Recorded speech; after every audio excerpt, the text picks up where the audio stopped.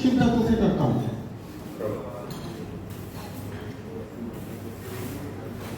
शिव का एक सिनोनिम है, एक पर्यायवाची है शव। शव से अधिक शांत वस्तु कोई नहीं होती। जब कोई शव पड़ा हो तो सन्नाटा होता है, परंतु शिव का एक अर्थ है रुद्र। रुद्र अर्थात ऐसा शोर, ऐसा आर्तनाद जो प्राण ले लिया।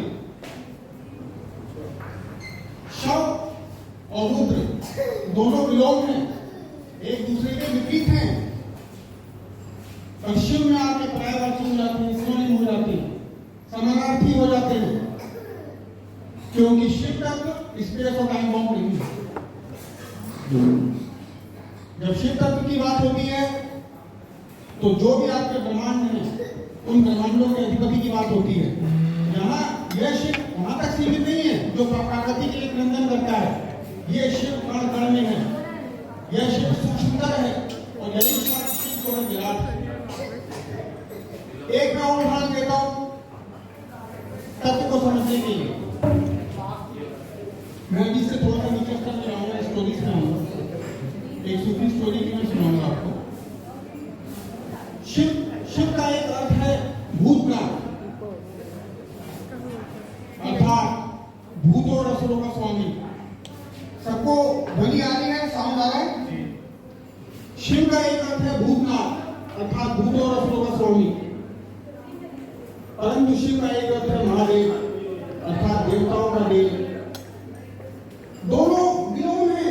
अगर हिंदी डिक्शनरी उठाओगे, हिंदी शब्दकोश में बात करोगे तो दोनों विलोम है। भाषा समाप्त हो जाती है, यहाँ पर समय समाप्त हो जाता है, पर शिव में आके दोनों सिनोनिम हो जाते हैं। ऐसा क्यों होता है? ऐसा इसलिए होता है कि शिव वो बिंदु है जहां से सृष्टि हो रही है और जहां पे विलय होगा। सृष्टि और विलय शिव में आके समानार्थी हो जाते हैं।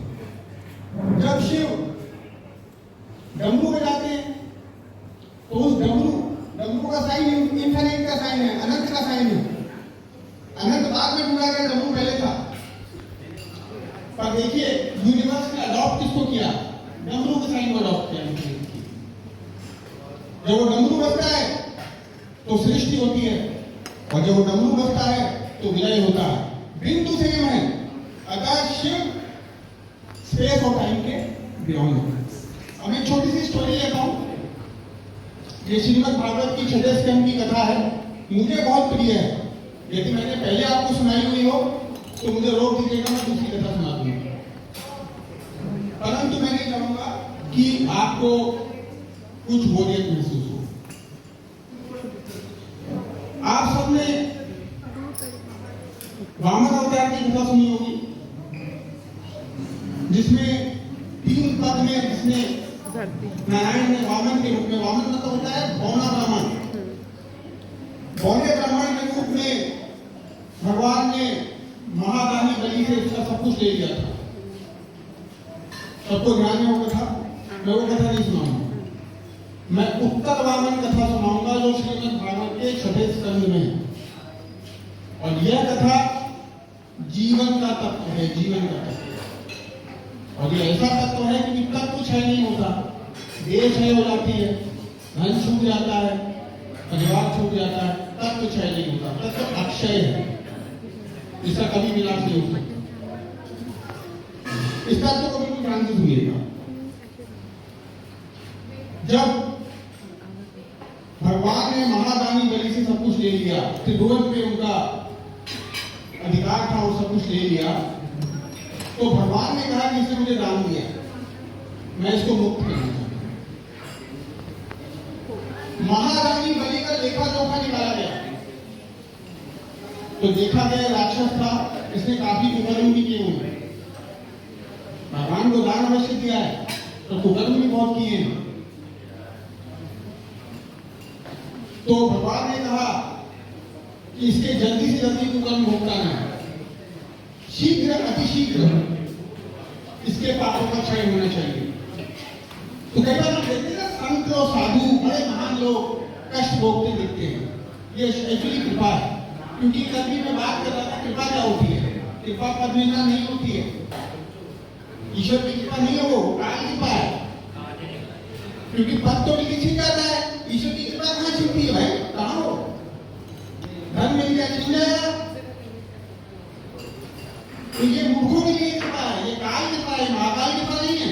महाकाल कृपा अर्थात अच्युत की कृपा, अच्युत अर्थात जो दे दे तो लेना। ईश्वर को अच्युत बोला जाता है। हाँ, तुम्हें आ गया वापस अकाउंट करवा दे, भाई मुझे इसे कृपा देनी है, तो इसके लिए क्या किया?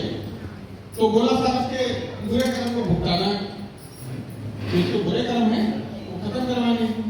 तो बोले क्या किया जाए? तो बोला इसको गधा बना दो। बोला गधा बना दो, क्यों गधा बना दे?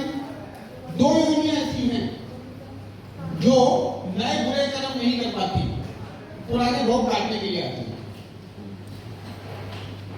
क्योंकि हिरण और गधा, बड़े बड़े साधु हिरण और गधे की योनि में आके मुक्त हुए। हिरण क्या है? घास खाता है, मांस नहीं खाता, किसी चीज को परेशान नहीं करता।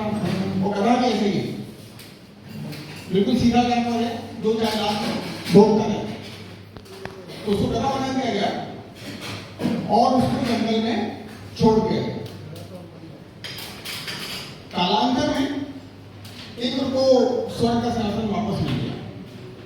जब कुछ दिन भोगते हुए उसको ऐश्वर्य भोगते हुए कुछ दिन हो गए, तो इंद्र ने अपने कुछ देवताओं को बुलाया और बोला चलो बलि से मजे लेके आते, पता करो है कौन। बहुत परेशान किया